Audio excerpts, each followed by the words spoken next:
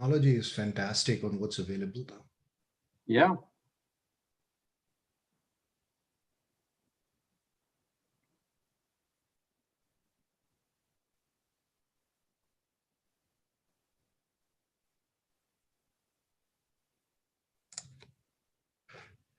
Okay, Rohit. Um, Hello, I'm Sandeep Tyagi, and you're watching The Brand Called You. Today, the brand we are talking to is Rohit Kapoor. Rohit was born and educated in India. He went to the most prestigious of schools, starting with the Doon School, IIT Delhi, and then IIM Ahmedabad. He's the vice chairman and CEO of EXL Service, a NASDAQ listed public company, which is one of the most innovative and successful operations outsourcing and analytics companies in the world. So, welcome to the show, Rohit. Thanks for having me, Sandeep. It's a pleasure to be here.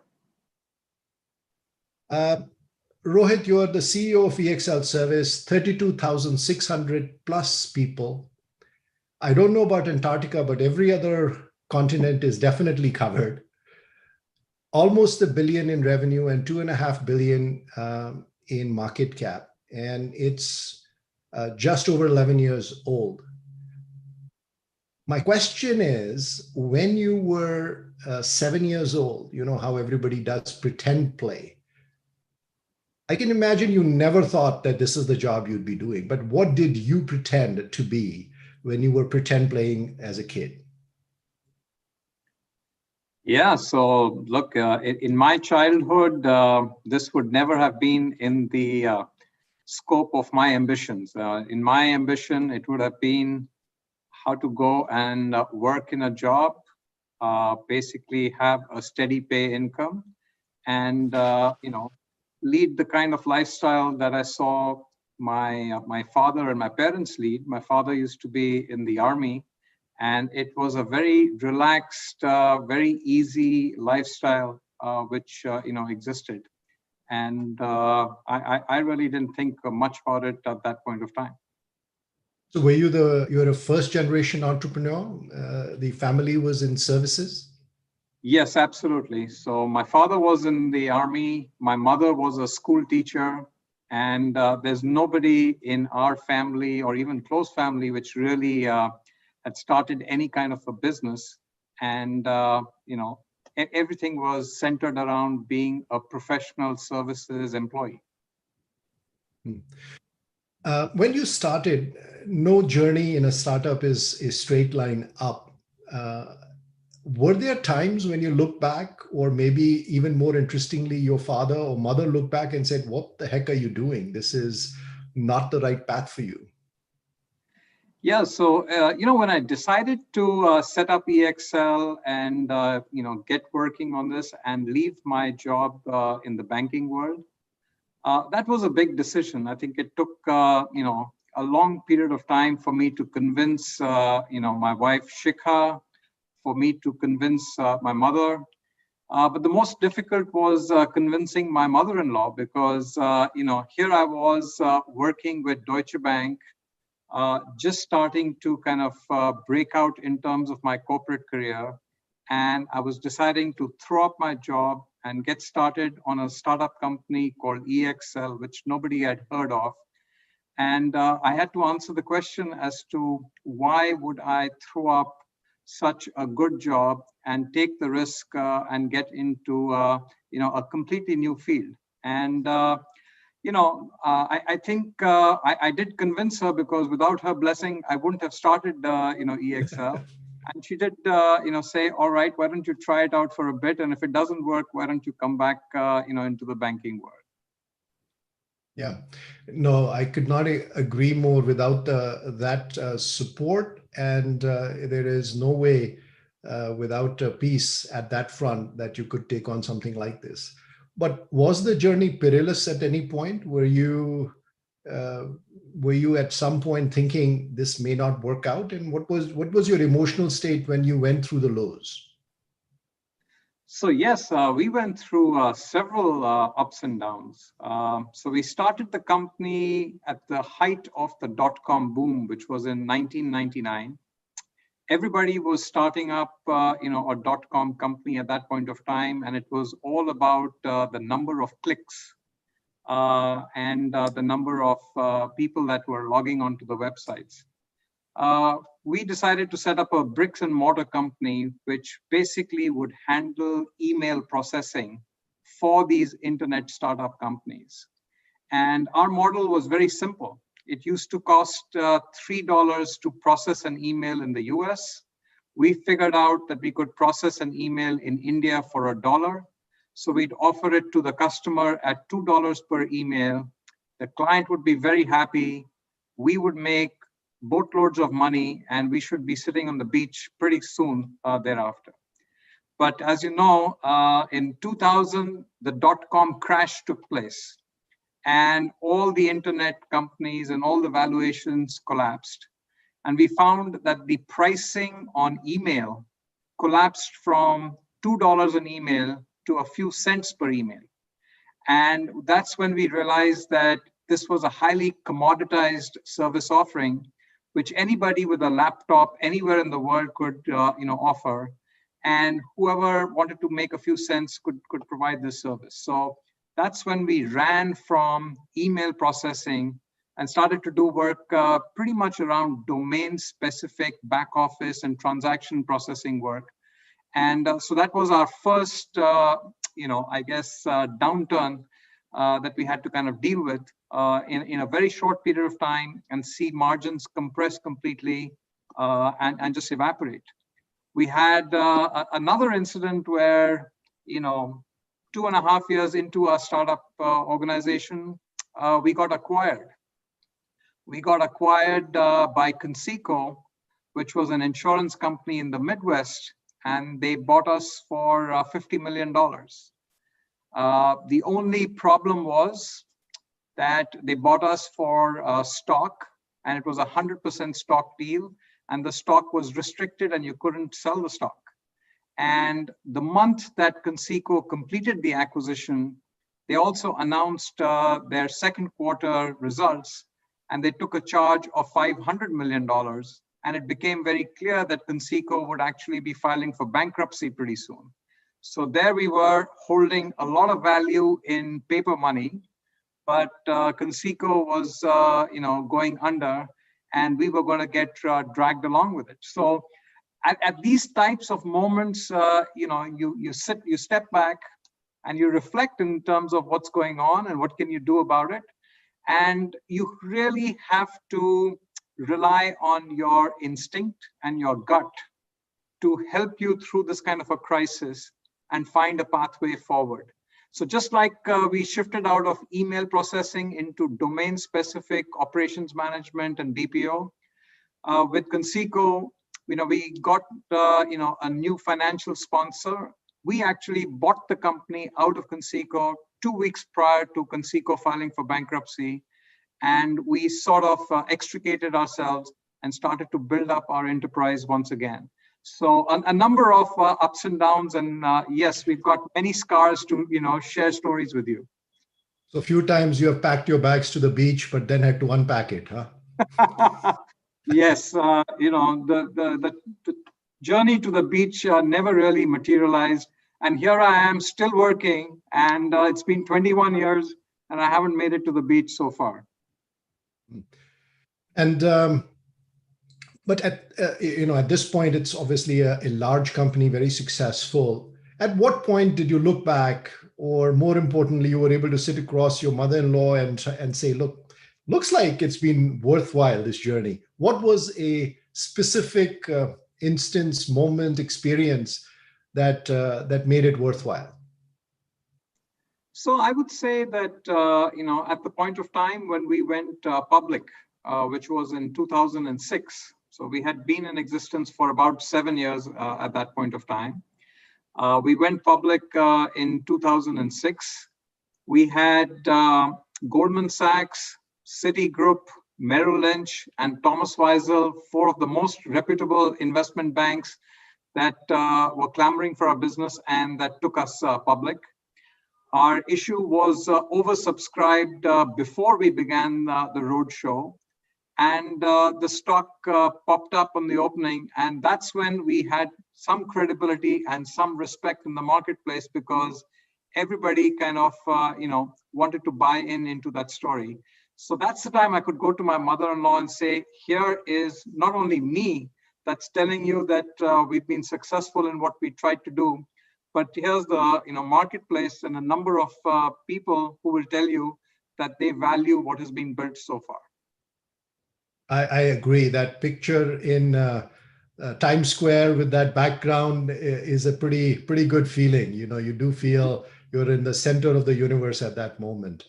Um, One thing I've admired about EXL is its ability to retain its senior talent. As I was browsing through your management team uh, a couple of days back, I noticed several names and faces which I know they've been there since, if not inception, pretty close. What's the secret? Uh, do you all think alike? What makes you guys keep going together? So Sandeep, I think this is a topic that I reflect upon quite often, and I think the fact that we went through a number of situations which were challenging situations, and we dealt with it together. So just like the Conseco debacle that we went through, we had other situations where we had, let's say, a major client leave us, and then there was a big drop in our revenue and in our profitability. So we've been through a couple of these near death experiences in our professional lives, and every time I think we've all hunkered down. We all have had implicit trust in each other, and we've come out of it much stronger on the other side. So, and every time we go through this kind of an immersion process, I feel we get closer together, and when we come up, much stronger together. Even right now, for example, going through the COVID pandemic, in March and April, we didn't really know what was going to happen to our business. We went into this crisis. We had never had an operating model where our employees could work from home. None of them were enabled for that. But yet we went through this because all of us were there together, and because all of us were collectively making sacrifices, making changes, and working together. I think today we have emerged, in October, where we can see visibility of growth and development of our business again. So I just think some of these experiences really bring you together and actually make you want to work together and continue to work in terms of building the organization. But realistically, Rohit, every company goes through tough times, but they don't stay together. So there is something else here that's going on. Don't you find that people would get into intramurals, as it's called, or somebody would start vying for uh, a role that's already occupied and get very antsy about not getting it? This situation happens all the time, and the longer a team stays together, I think more credible it is that there is something which is not just chance. So I guess, look, shared experiences create bonds, but but there must be something else. Which Do you consciously try to do something to imbibe a culture that will stick together? So I think the other thing is probably the kind of shared values that all of us have, and the shared aspirations and ambitions that we have of the marketplace, of what we can do with our business, and how we want to build and grow our business. So I think there's a lot of common thinking out there in terms of shared values. So we truly hold the customer as being the most important. And for us, it's all about how can we make our clients successful. And if we do make our clients successful, we will be successful.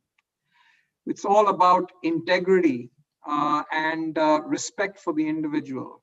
And that is fundamental and core. And we will never really sacrifice on those values and those principles.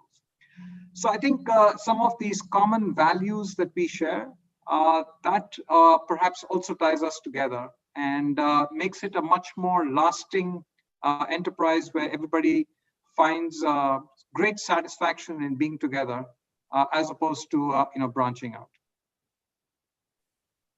That and great offsites.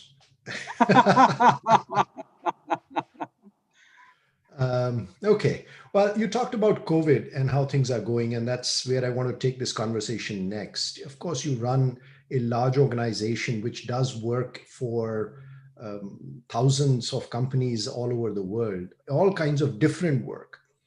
I would love to hear your view on what is the impact with this forced experiment that we have been going through, where people are working not just from a different country, but from their homes, literally.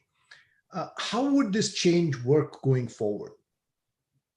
Yeah, I call this the biggest design thinking social experiment that was forced upon us with no notice.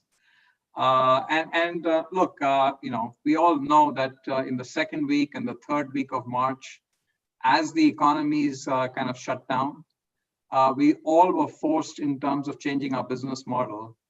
For us, I think it was even more dramatic because none of our clients allowed us to work from home. The regulatory environment did not give us permission and approval to work from home previously. Our employees didn't have the infrastructure to be able to work from home. And everything that we had was in our delivery service offices, which all had desktops, but no laptops. So, transporting equipment was not easy either. But it really was the grit, determination, and the human ingenuity of our team that basically overnight shifted from a work from office to a work from home model. And then within a couple of weeks, we had all of our operations fully stabilized, where everybody was working from home, and we were operating as if nothing had happened. The regulators changed the laws. Our clients gave us permission. Our employees stepped forward, and we provided all the resources to be able to work from home. So that's worked out well. Today, almost about 97% of the work that we are doing is being done by employees working from the safety of their homes. It's a big shift. It is a big shift in terms of everybody working from office to everybody working from home. And at first, we were really concerned about it as to how this might shape up. What would happen to productivity? What would happen to service levels? What would happen to the motivation levels of our employees? How long can you sustain this for? Can you be creative and innovative in this kind of an environment? And we've been really, really pleasantly shocked and surprised. Our employee satisfaction scores have shot up. And our employees love it because they don't need to spend 1.5 to 2 hours traveling each way to office, and they can work from home. So their work-life balance has become a lot better. The productivity is actually much better than while working from the office. So we don't have much of absenteeism and much of people absconding from work, and that's been really, really very powerful. The communication has been seamless. In fact, the level of communication has stepped up, in this kind of an environment. I was really concerned about creativity, innovation, and thinking about new ways of being able to solve for customer problems. That's actually not been a challenge, and our employees are coming up with more and more ideas for us to implement and be able to get more transformation, more change, and better ways of doing things. We also thought we may not be able to win new customers. We might just only be able to grow our business with existing clients, because if you haven't met anybody previously, how do you convince them to do work with you?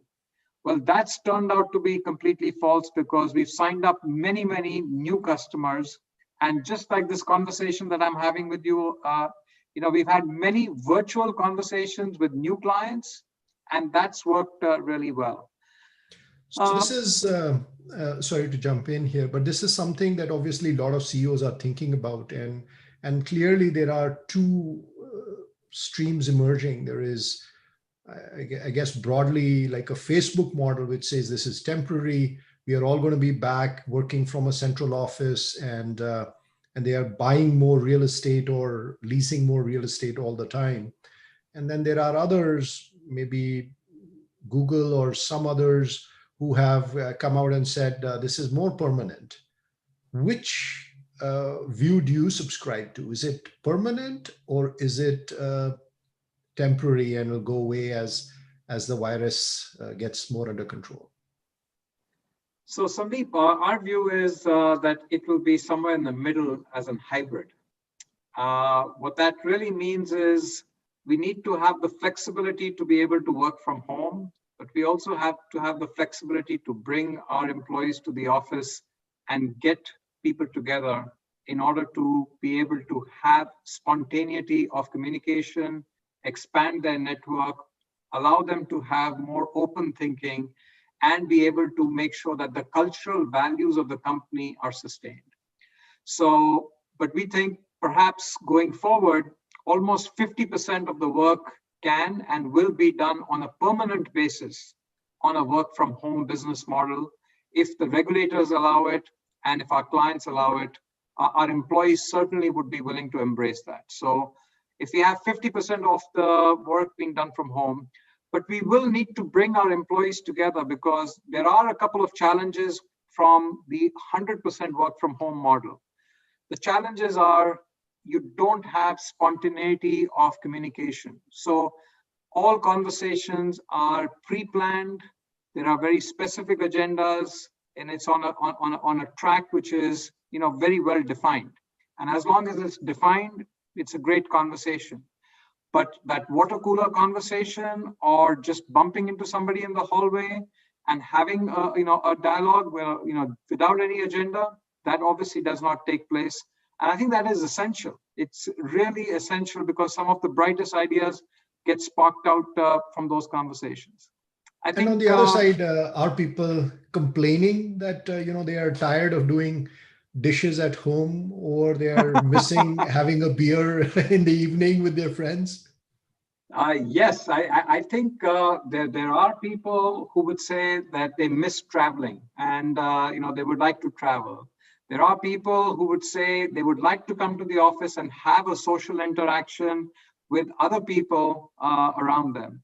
There are people who would say, yes, I want to get away from home because I've been doing this now for 7 months and I need a break from this. So absolutely, I think the human beings always want a change of environment and need a social interaction, and that's going to continue to stay. So even for all of us, we want to go out to a restaurant or we want to go out to a different place, and that's something which I think will continue to remain.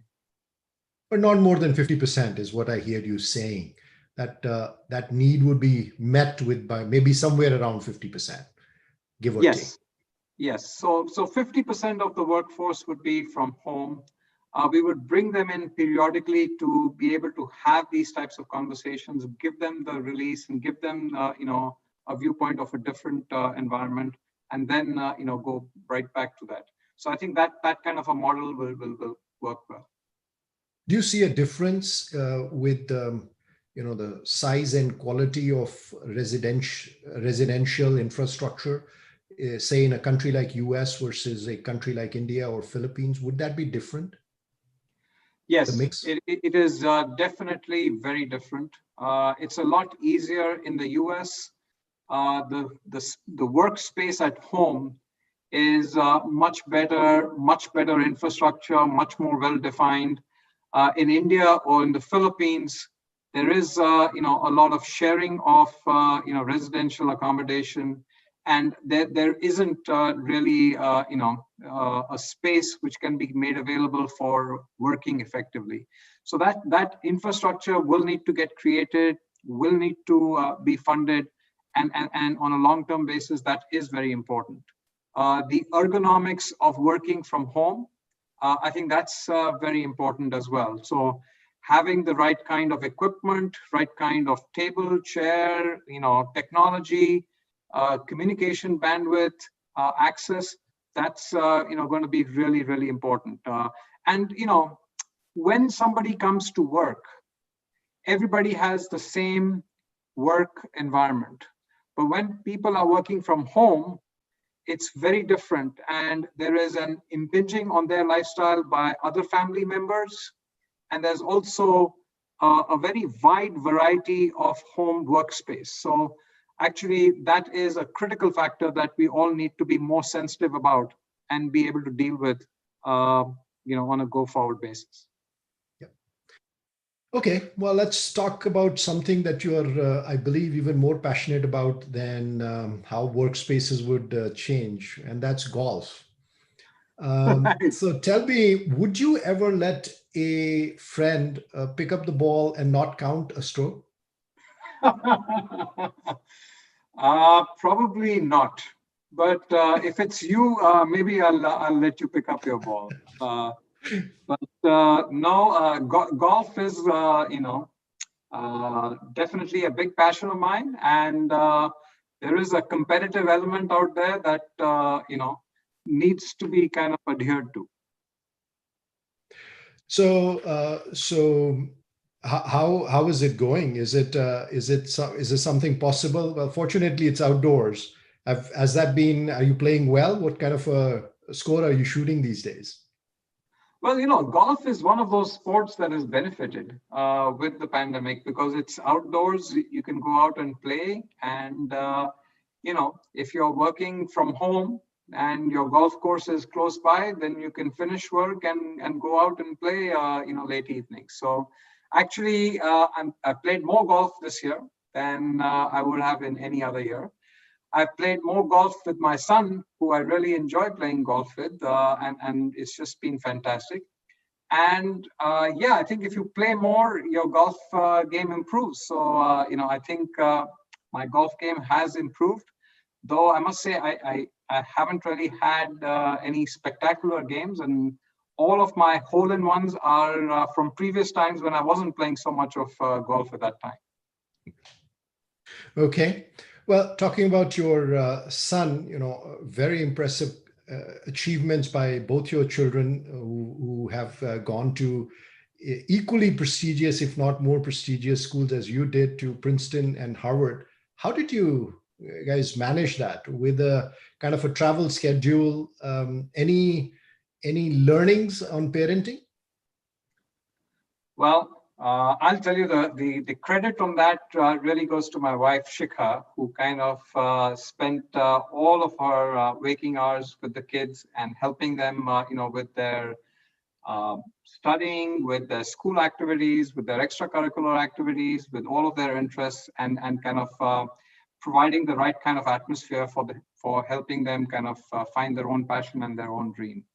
But I do have a few parenting tips. So number one is we did take a number of family vacations together, which weren't always coinciding with the school holidays. So we would pull out our kids from school many times when they were young, and we would go for a break.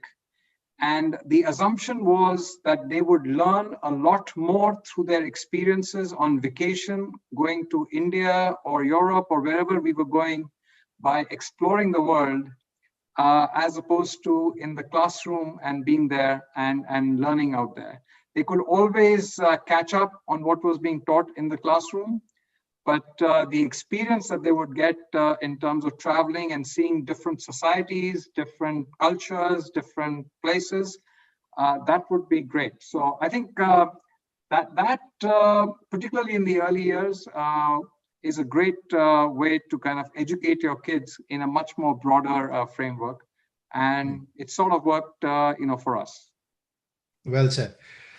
Let's talk about you and your learning. Tell us about an aha moment where you learned something or realized something new. Well, a couple of things. One, I was on the board of CA Technologies, and I was on that board for about 7 years. And I got to see a technology company operate at size and scale. And one of the aha moments for me was that when you go from $1 million of revenue to $100 million of revenue to $1 billion of revenue to $5 billion of revenue, you have to change the way in which you operate. At $1 million of revenue, you are the salesperson, you are the execution person, you do everything that you have to do yourself. At 100 million, you've got a team of people, but you are leading and you are in the trenches and you are kind of getting things done. But when you get to 5 billion, there is no way a CEO can actually do everything. And it's much, much more important that you pick the right team and you have the right individuals do the right work in order to be able to extend your capacity and be able to manage an enterprise of that size and scale. So I think for me, that learning was a big aha moment in terms of seeing what kind of a transition needs to make place. You don't need to work harder. You don't need to be more intelligent to run a bigger company. You just need to work much more differently. And that was, I think something which I learned, and hopefully as we continue to build and grow EXL, I'll be deploying that strategy. And it'll be interesting for you and your team, because earlier in the talk we talked about how does the same team go from when you started to when they are running a big company. Not just the CEO, but the team also needs to evolve. Absolutely. So we look forward to watching that and learning from it. But tell me, what's your biggest fear? My biggest fear, I don't know. I don't, tend to fear or worry. I tend to think about more about opportunities and what to do. And I guess in that respect, you would say my biggest fear would be seeing a huge opportunity and not being able to fully realize the dream and the opportunity that exists out there. I think there's a lot that one can do. And, this country is a phenomenal place. We have a huge opportunity to do a lot more. And, I think it'll be a shame if we don't accomplish, what our true potential is. Okay. Well, the next section is few quick questions. No need or time to think. Whatever pops in your head, we'll go with that. Pancake or paratha? Paratha, for sure. Which movie have you watched more than 5 times? Well,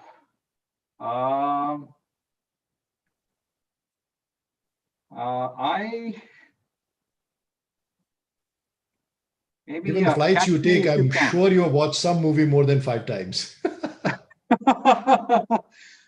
Catch Me If You Can. What's your favorite office to visit? Cape Town, South Africa. Who do you think is the most beautiful actress? Wow. One point of time. That's not the first Julia person Roberts. that's coming to your mind, Rohit. You got to go faster. All right, Julia Roberts. All right. Thank you for playing along, Rohit. Final question. How would you describe the brand called Rohit Kapoor in as few words as possible? So I think some of the words that come to my mind on that would be, and I hope it, it truly reflects who I am, is humility. And I think about humility being a key quality and something which allows you to remain open to getting input from the outside, build and grow and continue to march forward. I would think about being a highly intellectually curious person. And that's something which is important to me because I like to understand how and why things work in a particular way and how they might evolve, and continue to learn and continue to remain curious as such. I guess probably given what I have done over the last 21 years, being a self-starter and an entrepreneur is probably part of that equation. And there are many things which I would have done to get started. So I think starting something new and being engaged that would be another thing. So probably these would be a few things which might describe me a bit. Humble, entrepreneurial, curious, and fearless. Ladies and gentlemen, that's Rohit Kapoor. Thank you so much for spending the time with us, Rohit. Thanks, Sandeep. Thank you.